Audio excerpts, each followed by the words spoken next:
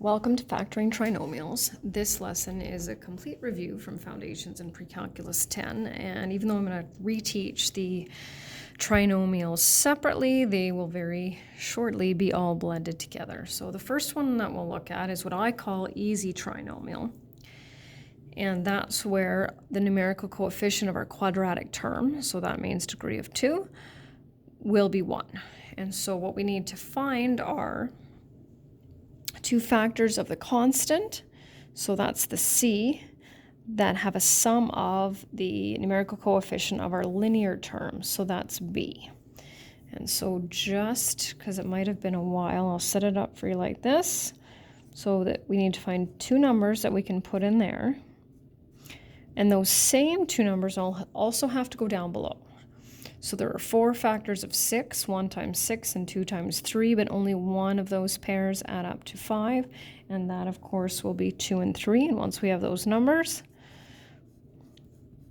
and just to go back once again, so when we go x times x, we get x squared, x times 3 is 3x, plus 2x is our 5x, and 2 times 3 is 6. So here now we need two factors of 20, right? So numbers that will multiply to positive 20 and add up to negative 9. And the only way that will work is if both of our numbers are negative. So if you're having a difficult time, sometimes the answer might just kind of pop right up. What I would recommend is list the factors of 20, pair them up. This also goes back to grade 10. And figure out which one will give you a 9. And depending on the sign pattern when you add or subtract them. So clearly this is the only one that will get us a 9. We need them both to be negative. And that's our answer. Just a couple more over here. So, and I think I've chosen all the sign patterns. So in order to get a negative number when we multiply and a positive when we add, we'll need to have one positive and one negative. Lots of factors of 24. So I'll just list them over here, and once again, you don't need to do that, but if it helps. So because we're going to have one of each sign, we're going to need to subtract them, and I can see the 12 and the 2. You have to be careful where you put them, right? So we need to make sure that when we multiply our outside terms and multiply our inside terms and add them together, we need to get this linear term. And then that's the way that's going to work. So here we want to take out our GCF first. We always want to look for that. And see if we can keep going.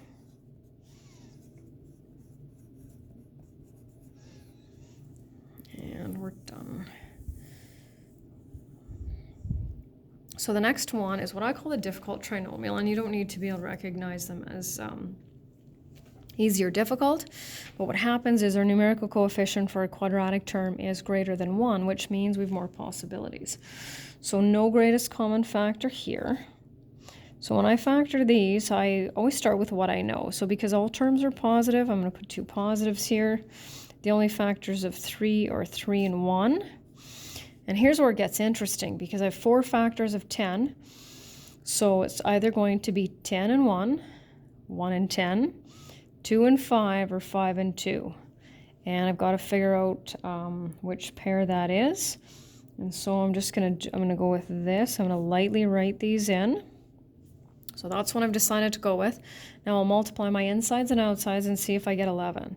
So 3x times 5x is 15. I'm already in trouble because I'm already over, right? So I'm going to end up with 17 x's. So I didn't pick the right one. So I'm going to try a different one. 6x plus 5x, and there it is. So that's the one that we're looking for. We'll take out our GCF.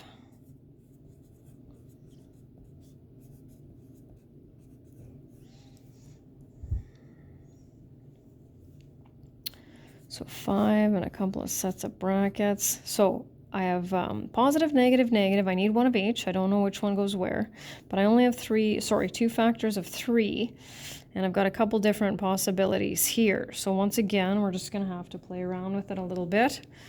I'm going to try a 2 and a 4.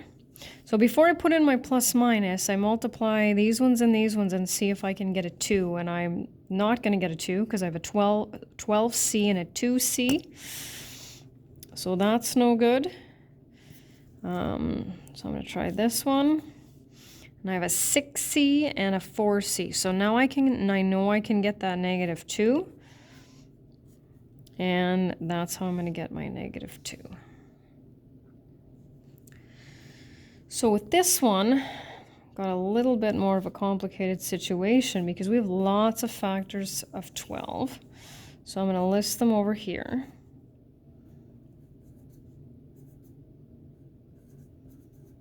And we have quite a few factors of 10, and that's a lot of possibilities. So I want to give you a little bit of a hint. So first of all, we're going to go back to the question. Now, there's no greatest common factor in that question, right? Nothing divides evenly into 12, 7, and 10. So we have to make sure that when we're building these binomial factors here, that we do not put a greatest common factor there. That's super important. So the nice thing about that is that we're actually going to eliminate this, right? Because as soon as we put the 2 with the 6, we either have to use the 10 and the 2. So I'll just kind of write it out here. So let's just say I did that. Well, it would either have to be minus 10, right? Or plus 10, or with the 6. And so we're guaranteed to have a greatest common factor with that. So we're going to eliminate that right away. Now we got slightly fewer to pick from. So this is where you have to do a little bit more trial and error. So I'm going to go with that one. So I still have my 4 factors of 10, but I'm not going to put a 10 there because putting a 10 there would create a GCF of 2 in this binomial. And I won't put a 2 in there. That will also create a GCF of 2. So now I'm just going to play around a little bit. And got the 8m and the 15m, which is good. So I always double check 15m minus 8m. I'm good. And our last one, it's called the perfect trinomial square. And what that is that's just 2 identical binomial factors. So with the easy and the difficult trinomials, we always have 2 different ones. So x plus 2 times x plus 4, 3x minus 1 times 2x plus 7, something like that. With this one, we get the same 2 factors. So you can treat them, right? Like, for example, easy trinomials. So we want 2 numbers that multiply to 100 and add up to 20. Well, we get 10 and 10. So because they're the same number, we know that it's going to be a perfect trinomial square. This one's a little bit complicated. So you can kind of mess around with the factors of 16 and the factors of 81. The criteria for perfect trinomial squares, 3 terms, right? Either a plus, plus, plus, or plus, minus, plus. And this one have to be perfect squares. But unfortunately, it can meet all the criteria and still not be that one. So you might have to play around with that one a little bit. But if you recognize it as a perfect trinomial square, you take the square root of the first term, the second sign, right, that's the positive, first sign, square root of this one. And to make sure that we're going to get that 72x, you multiply these two and double it. So 4x times 9 is 36. Doubling that gives us a 72. And sliding over here,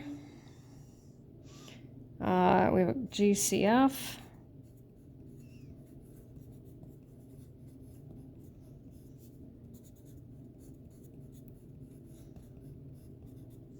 Oh, sorry, there we go.